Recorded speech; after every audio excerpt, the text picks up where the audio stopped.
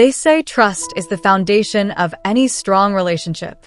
I used to believe that if you loved someone, if you gave them your heart and your loyalty, they would never betray you. My name is James, and my story isn't one I ever thought I'd be telling. I was married to Sarah, my high school sweetheart, and the love of my life. We had the kind of relationship that people admired. Friends and family saw us as the perfect couple, solid, loving, supportive of each other in every way. I felt lucky to have her, and I believed with all my heart that she felt the same way about me. But then came the night that shattered that illusion. The night I discovered that the woman I trusted most in the world was hiding a secret that would tear my life apart. Let me take you back to the beginning, back to when everything seemed so perfect. Sarah and I met when we were both teenagers. She was that rare combination of beauty, kindness, and intelligence. From the moment I saw her, I was drawn to her. We quickly became inseparable, sharing everything, our dreams, our fears, our deepest secrets. We went to the same college, graduated together, and by the time we were both established in our careers, we were planning our wedding. The day I married her was the happiest day of my life. I stood there, looking at her in her white dress, and I thought to myself, this is it. This is the woman I'm going to spend the rest of my life with.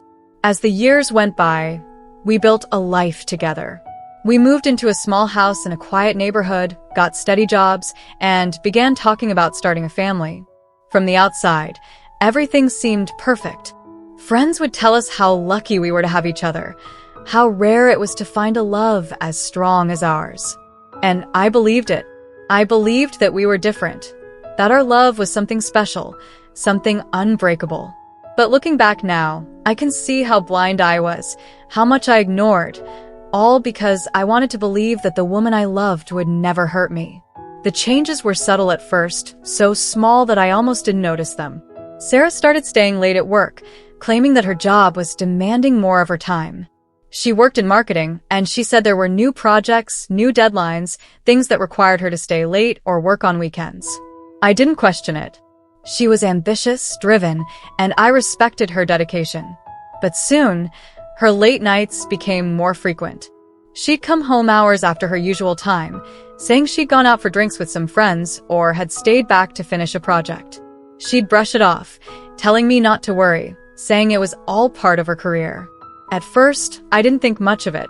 We both had our own lives, our own careers. I trusted her completely, and I believed that she would tell me if there was anything going on. But then, I started noticing little things that didn't quite add up. She was always on her phone, even when we were together. She'd be texting or checking her messages, and sometimes, if I walked by, she'd tilt the screen away or put it down quickly. She'd laugh at something on her phone, but when I asked her what it was, she'd say, "Oh, nothing," and change the subject. It was small, but it planted a seed of doubt in my mind. The distance between us grew gradually, almost imperceptibly. We used to talk about everything, but now our conversations felt forced, like she was only half listening. I'd ask her about her day, and she'd give me short, almost rehearsed answers, like she didn't want to talk about it. I tried to reach out to her, to see if something was wrong, but she always brushed it off, saying she was just tired or stressed. I told myself it was just a phase, that every relationship had its ups and downs. But the feeling in my gut told me that something was wrong. One night, she came home well after midnight. She told me she was going out with friends from work, but when she walked in the door, her hair was a little disheveled, her makeup slightly smeared. There was a faint smell of perfume on her that I didn't recognize. I tried to shake it off, to tell myself that I was being paranoid. I didn't want to be the suspicious husband, the one who jumps to conclusions without reason. But that feeling in my stomach, that unease, wouldn't go away. The next morning, when she was in the shower, I did something I never thought I'd do. I picked up her phone. My hands were shaking as I unlocked it, my heart pounding in my chest. I didn't want to find anything. I wanted to be wrong, to prove to myself that it was all in my head. But then I saw a message from someone named Mike. It was from the night before, and it said, "Last night was amazing. Can't wait to see you again." My heart sank as I read those words. I scrolled up, reading their conversation, and the more I read, the worse it got. They'd been meeting up for weeks, maybe even months. He told her how beautiful she was, how much he missed her, how he couldn't wait to see her again. And she replied with things that cut right through me, things I'll never be able to forget. She told him that he made her feel alive, that she couldn't stop thinking about him. I put the phone down, unable to process what I'd just seen. My entire world felt like it was crashing down around me. I wanted to believe there was some kind of explanation, some reason why those messages didn't mean what they seemed to. But deep down, I knew. The woman I'd loved, the woman I'd given my life to, was betraying me with someone else. That night, I couldn't sleep. I lay awake, staring at the ceiling, replaying our entire relationship in my mind, trying to figure out where things had gone wrong. I kept asking myself how I hadn't seen the signs sooner, how I'd been so blind. The next day, I confronted her. I couldn't keep it in any longer. I asked her who Mike was, trying to keep my tone calm, but I could feel the anger boiling inside me. She looked shocked, like a deer caught in headlights, but she quickly recovered, brushing it off as if it were nothing.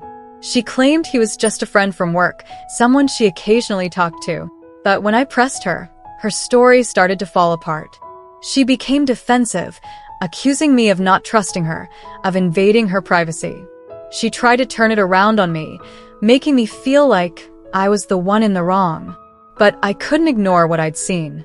I told her I knew about the messages, that I'd read their conversation. She looked at me for a long moment, and in that silence, I saw the truth in her eyes.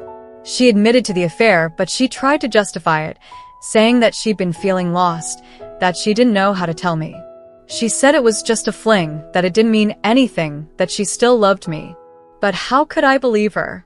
How could I trust anything she said after everything I'd seen?